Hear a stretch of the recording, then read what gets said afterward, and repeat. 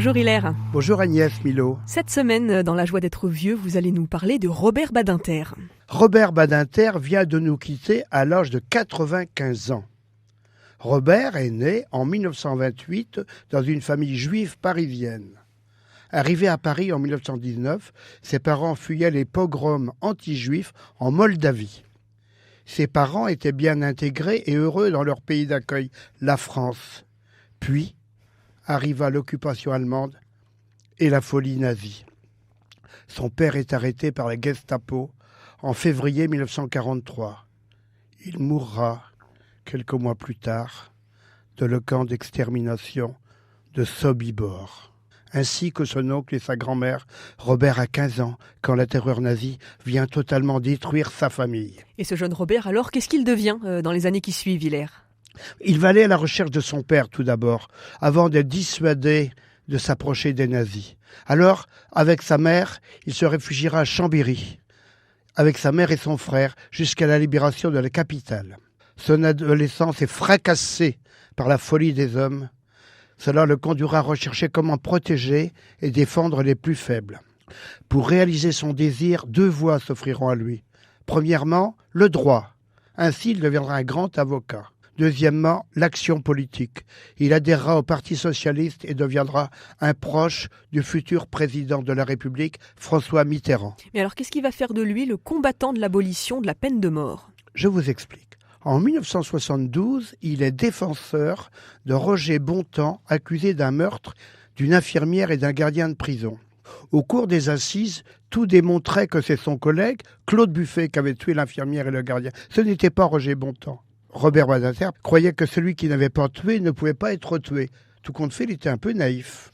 La condamnation à mort de son client, innocent, lui démontrera que la justice peut être faillible. Et donc c'est cette expérience qui fera de lui le militant pour l'abolition. Témoin de l'exécution de Roger Bontemps, il en est totalement traumatisé. À partir de ce moment, la lutte contre la peine de mort deviendra son vrai combat.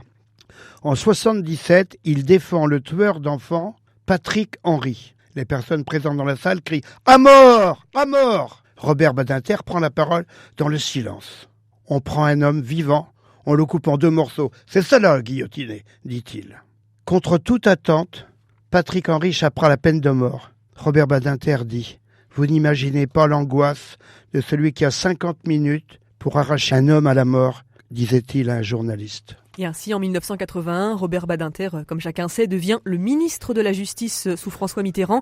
Et il va demander le vote de l'abolition de la peine de mort. C'est bien ça ? Oui. En 1976, à l'époque de Patrick Henry, 83% des Français se déclaraient favorables à la peine de mort. En 1981, l'opinion n'avait guère changé.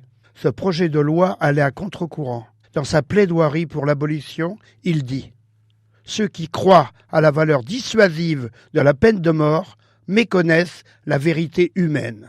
La passion criminelle ne peut pas arrêter la peine de mort que d'autres passions ne le sont.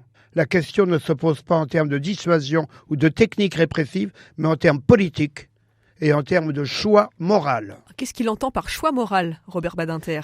Je vais continuer de citer son intervention du 17 septembre 1981 devant les députés de la République. Il dit « Dans les pays de liberté, l'abolition est presque partout la règle. Dans les pays où règne la dictature, la peine de mort est presque partout pratiquée. Ce partage du monde n'est pas une simple coïncidence. La vraie signification de la peine de mort, c'est qu'elle procède de l'idée que l'État a le droit de disposer du citoyen jusqu'à lui retirer sa vie. C'est à ce niveau que la peine de mort s'inscrit dans les systèmes totalitaires. Parce qu'aucun homme n'est totalement responsable, parce qu'aucune justice n'est totalement infaillible, la peine de mort est moralement inacceptable. Pour ceux qui croient en Dieu, lui seul a le pouvoir de choisir l'heure de notre mort. Et ainsi, l'abolition de la peine de mort va être votée.